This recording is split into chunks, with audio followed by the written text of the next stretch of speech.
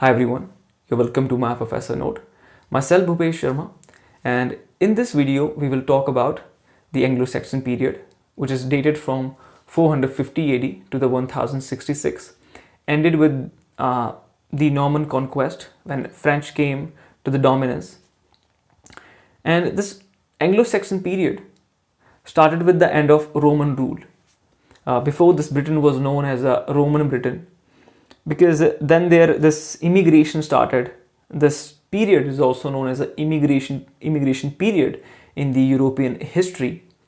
These tribes start moving here and there in the search of land to control other people, to colonize them. And how can we forget this term? We are quietly familiar with this one, quite familiar and affected till this date, that can be felt quite deeply. Well, this is a different topic.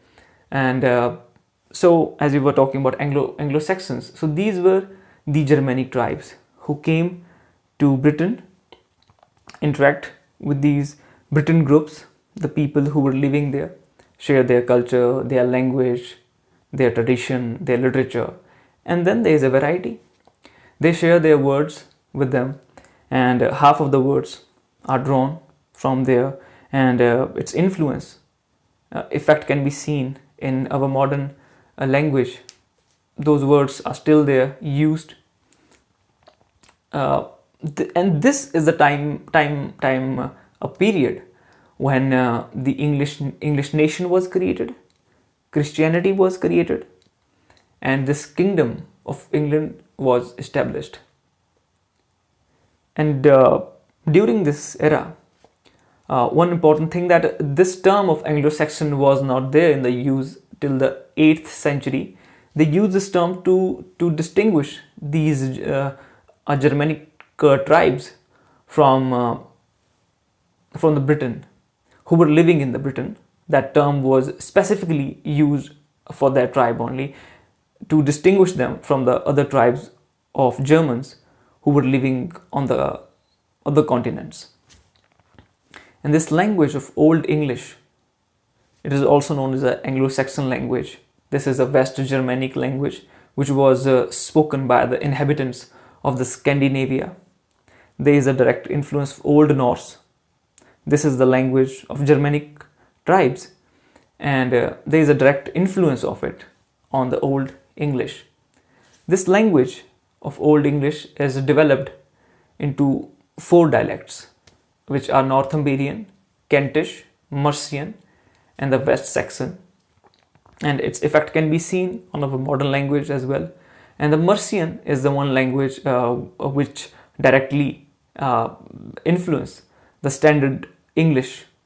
Its effect is directly over there. Standard English, which is concerned, or which is known as the correct form of English. In this language, there were 5 grammatical cases in the old English language. Can be one of the important question for your net exam, which is the nominative, accusative, dative, genitive, and your instrumental. And today in the modern English we have only 3 cases, which is your subjective, possessive, and objective. And there were 3 grammatical genders as we have today: he, she, it, and the 3 grammatical numbers: singular, plural, and both. So this is something about their language. And this Anglo-Saxon language was spoken till the 12th century in England and the southern part of Scotland, which is your West Germanic language. Keep this in mind, that Old English is the West Germanic language, has the influence of Old Norse, which is spoken by the inhabitants of Scandinavia, right? So these are some of the objective things which are there. And Heinrich Haag said about this period that it's complex and ethically mixed society. So this is one of the quote from Heinrich Haag that you can note. And about the literature, if we talk, so their literature has this one remarkable thing, which can be noted here, that they wrote in the vernaculars. These Anglo-Saxons in the Britain, they wrote in the vernaculars, while other literature was written in the Latin at this time. So this is one of the things there. And this literature, mainly poetry was there, which was written in the alliterative verse. Alliteration is something where you're beginning and end with this same sound and same letter, and except nature, what else they had to mimic. So there is a natural tone in their poetry, and later on they developed. This poetry is divided or can be found in the 4 manuscripts, which is the Junius, Vercelli, Novel, or Extra. In Extra we found the well-known lyric poems of that era, which is The Wanderer, which is about the solitary exile. The second one is A Seafarer, which is about a man on a sea. And the third one is the Dior, which is also known as the Lament of Dior. And the fourth one is the Ruin. And this Beowulf poem, which is the heroic poem, can be found in the novel, the manuscript. So Beowulf is also written in the alliterative verse like other poems, and it's written in the 3,182 lines or something. And Beowulf is a hero of Yeats.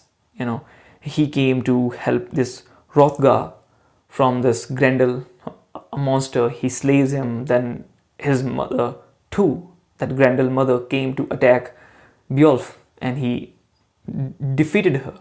Then after 50 years he defeated the dragon, but he was mortally wounded, so died as a hero for the people of Yeats. And after that we have the distribution of these poems as a religious poetry, as a Christianity, or as in the form of heroic. These are the 3 kind of poetry can be found in the Anglo-Saxon time period. Your Christianity is something about the saint's life, right? And then your religious poetry is about good and bad, their soul and spiritual kind stuff. And heroic poetry, epic poetry, one of the examples is a Beowulf. So these things, some of the things are that can be noted down, take from this whole Anglo-Saxon period, which started with the end of Roman rule. Immigration started. Your Germanic tribe came in. They infected with these the people of Britain, and share their culture, their language. Impact can be seen on the modern language. Then we talked about their language, which they used, which was Western Germanic language. There were 5 grammatical cases, 3 grammatical gender, and 3 your grammatical number. And in modern English we have only 3. And then about their literature. So these are some of the things which are really important that you have to keep in your mind from net perspective. All right, because I found there very less can be implemented in life.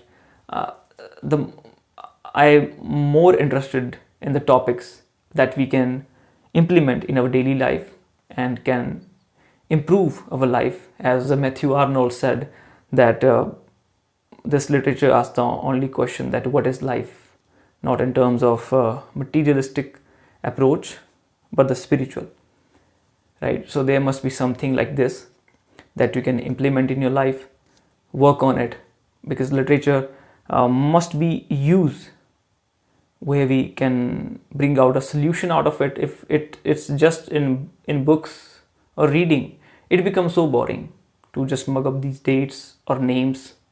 What else was there in this lecture except the dates and the names?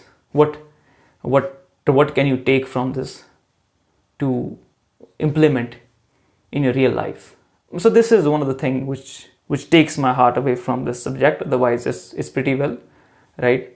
Imagination part is quite well, even though in some of the tech colleges or university, this literature concept is included there. because in this time period, if we see, it's really the harsh realities. It's really tough to come up with your creativity, with your creative ideas, but literature gives you that escape with that totally different realm. You, in your imagination, reading this poem or novel or any piece of art, you can create your own word and come up with the story, come up with those ideas, so you can implement them. So you need a space, and literature help you in that. Knowledge is nothing. These books are just about a knowledge, so it doesn't make any difference. But if you want to be the one, if you are striving for greatness, you must have a great imagination, and for sure you have one. So keep working on it, and stay safe, stay healthy. Till then time, my Professor Note, signing off.